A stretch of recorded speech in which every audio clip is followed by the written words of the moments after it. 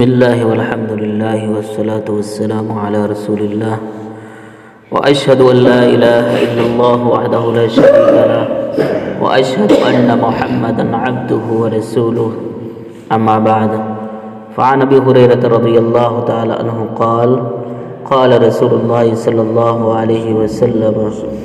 حسن الظن من حسن العبادہ رواہ ابو داود۔ سیدنا ابو ہریرہ رضی اللہ تعالیٰ عنہ سے روایت ہے، وہ بیان کرتے ہیں کہ اللہ کے رسول صلی اللہ علیہ وسلم نے ارشاد فرمایا کہ اچھا گمان اچھی عبادت میں سے ہے۔ ظن گمان دو طرح کا ہوتا ہے، ایک ظن غالب جو کسی دلیل یا مضبوط علامت کے ساتھ قوی ہو جائے، اس پر عمل کرنا درست ہے۔ دوسرا ظن وہ ہے جو دل میں آ جاتا ہے مگر اس کی کوئی دلیل نہیں ہوتی،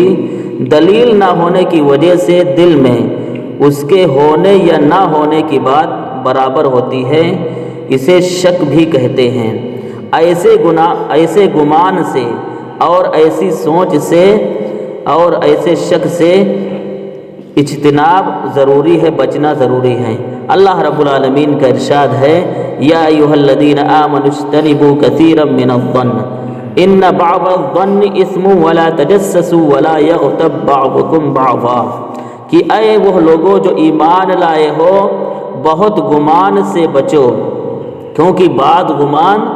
گناہ ہیں، اور جاسوسی نہ کرو، اور تم ایک دوسرے کی غیبت نہ کیا کرو۔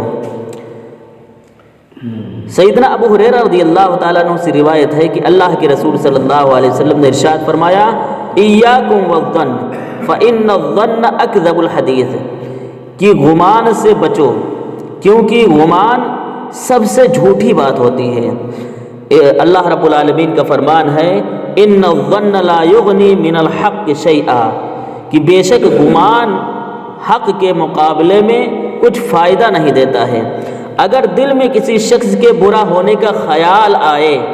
گمان اسی خیال کو کہتے ہیں، اگر کسی کے بارے میں خیال آئے مگر آدمی اسے اپنے دل میں جگہ نہ دے اور اس کا پیچھا بھی نہ کرے اور اس کی غیبت بھی نہ کرے تو اس میں کوئی گناہ نہیں ہے۔ اور اگر یہی آدمی اگر کسی کے بارے میں برا خیال کرے کہ فلاں آدمی برا ہے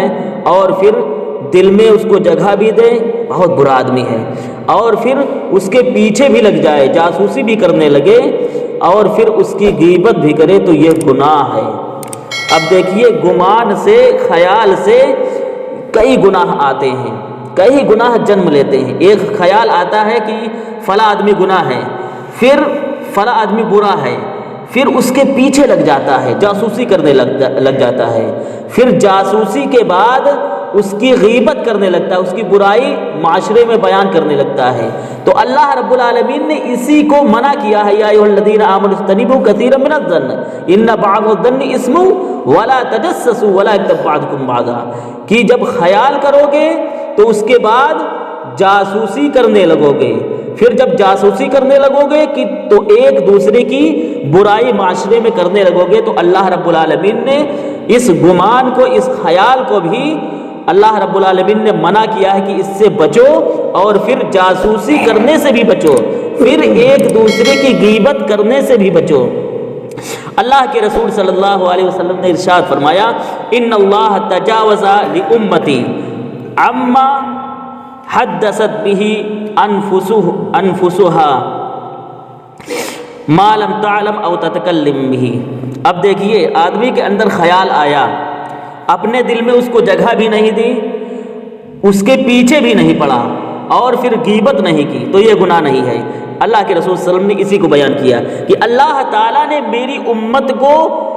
وہ باتیں معاف کر دی ہیں، میری امت کی وہ تمام باتیں معاف کر دی ہیں جو اس نے اپنے دل میں کی ہیں۔ اپنے دل میں کسی چیز کا خیال آیا، کسی شخص کے بارے میں خیال آیا مگر وہ دل ہی میں رکھتا ہے، اس کو باہر نہیں نکالتا ہے۔ اب جب اس وقت وہ خیال، وہ گمان اس وقت گناہ نہیں ہوتا ہے جب تک وہ باہر نہیں نکالتا ہے۔ جب تک اس پر عمل نہیں کرتا ہے اور زبان پر نہیں لاتا ہے، معلم تعمل، جب تک عمل نہیں کرتا ہے، او تتکلم بھی، اور جب تک اس کے سلسلے میں بات نہیں کرتا ہے، تب تک وہ گناہ نہیں، اللہ رب العالمین کے یہاں گناہ نہیں لکھا جاتا ہے۔ تو گمان جو ہے خیال اور سوچ، غلط خیال اور غلط گمان،